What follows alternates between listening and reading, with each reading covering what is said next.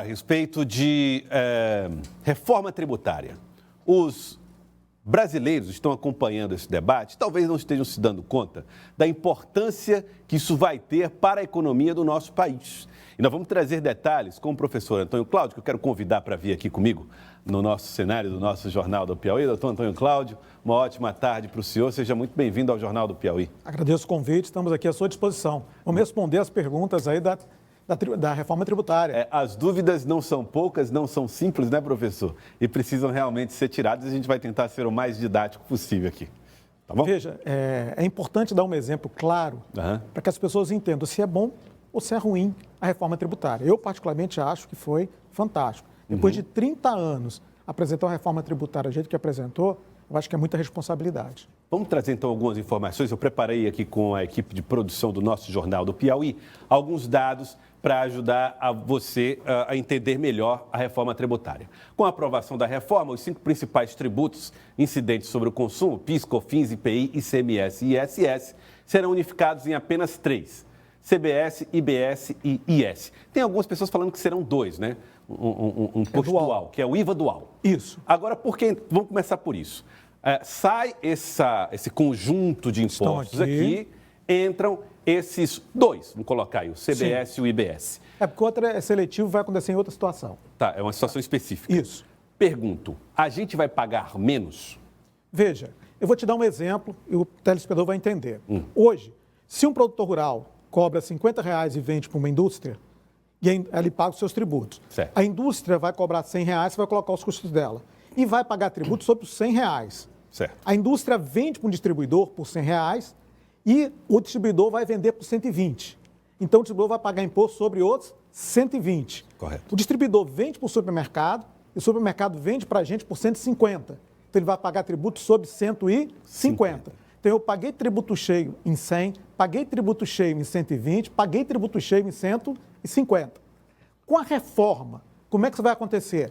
O produtor vende por 50, pagou o tributo dele aqui. E ele vende para a indústria.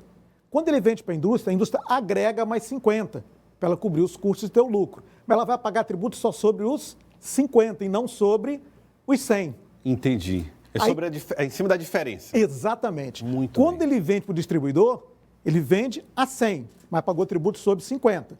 O distribuidor vai vender a 120. Ele só vai pagar tributo sobre os 20. Que a gente chama de valor agregado, que é justamente o IVA. Aí o distribuidor, ele vai vender para o supermercado.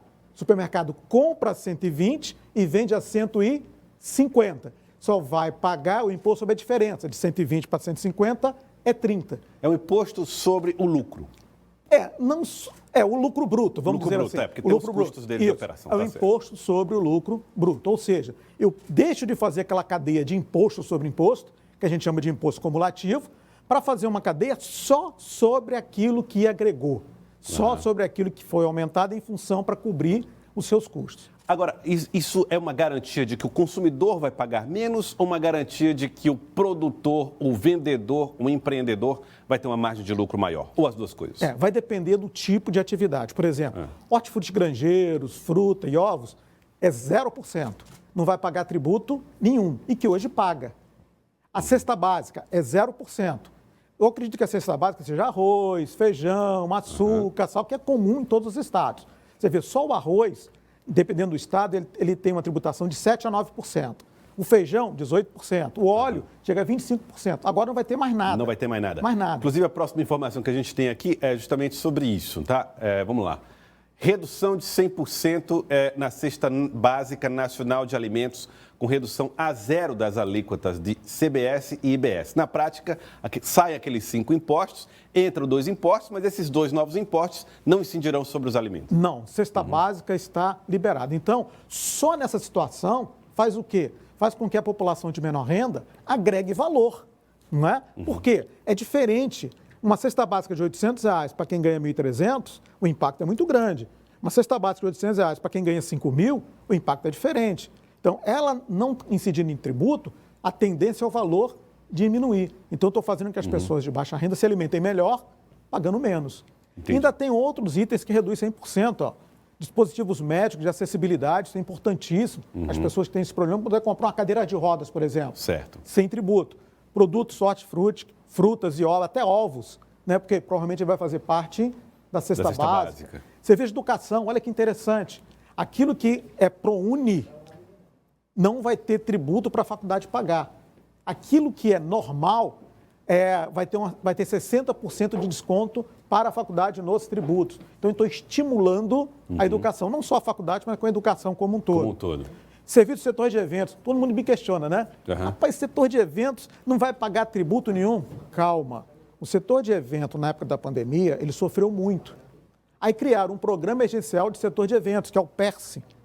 Então, quem está dentro desse programa, enquanto ele não termina, vai ter uma isenção de 100%. Entendi. Quem não está, vai ter o tributo normal. Então, ainda é uma espécie de proteção ao setor que sofreu na pandemia. Exatamente. Muito Exatamente. Bem. Tem outras categorias que devem pagar impostos, mas o desconto um pouco menor. Vamos ver aqui na chega próxima a 60%. tela, que é de 60%. Isso. Redução de 60% para alguns serviços, professor. Por exemplo, saúde. O que está fora do ProUni vai pagar 60% do tributo. Serviço de saúde vai pagar 60%. Por que tem desconto nesse? Porque são serviços essenciais. Entendeu? Por exemplo, serviço de transporte coletivo vai pagar 60%. Já tem uma outra discussão para isentar serviço de transporte coletivo. Então, tem uma porção de detalhes que vai facilitar efetivamente a vida do cidadão brasileiro. Entendi. Então, 60% para algumas produções artísticas, culturais, jornalísticas, audiovisuais nacionais, atividades esportivas. Olha que interessante. É 60% para insumo de agropecuários e 60% para produtos de agropecuários. Ou seja, se eu tenho desconto no insumo, eu também vou ter desconto no produto. Tem lógica, não tem? Tem lógica. O cara vai gastar menos, então ele vai realmente ter um estímulo para o nosso agronegócio. Muito bem. A próxima cartela, vamos falar a respeito de um assunto que ficou pouco falado, que é a história do cashback. Isso. Devolução de parte do tributo à família de baixa renda. Isso. Como é que vai funcionar isso? Isso é o seguinte, a discussão é que vai ser pelo CPF. Então, quando a pessoa de baixa renda for comprar e digitar o seu CPF, isso vai buscar o CadÚnico, que é o cadastro de pessoas com menor renda, ok? Certo. E aí, se esse CPF estiver no CadÚnico, esse imposto será acumulado. Na próxima compra, o imposto vai ser descontado.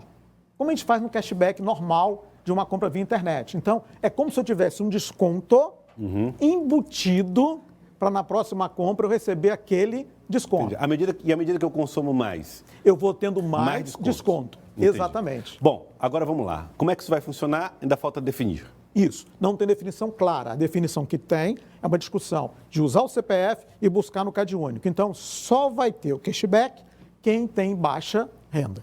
Agora, professor Antônio Cláudio, nós falamos aqui a respeito de redução de 100% para determinados itens, como cesta básica, redução de 60% para outros, imposto que desaparece para virar 2%.